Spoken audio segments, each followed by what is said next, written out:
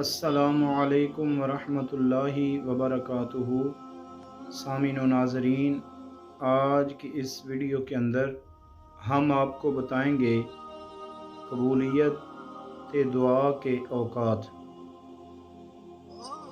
हज़रत सैयदना अबू उमामा रज़ियल्लाहु ताला अन्हु रिवायत करते हैं, रसूल करीम सल्लल्लाहु ताला अलैहि वालैहि वसल्लम की बारगाह में अर्ज़ किया गया, या रसूल अल्लाह, दुआ किस वक़्त कबूल होती है?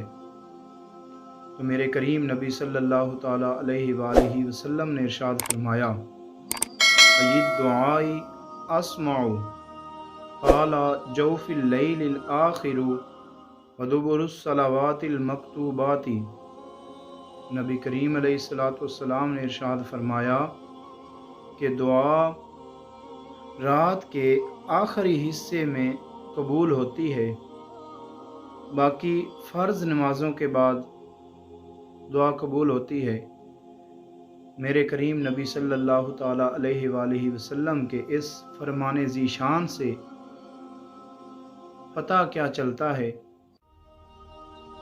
कि दुआ रात के आखिरी हिस्से में अल्लाह रब्बुल इज़्ज़त अपनी खुसूसी तजल्लियात का ज़िक्र फरमाता है, उस वक़्त दुआ कबूल होती है। अस्सलाम।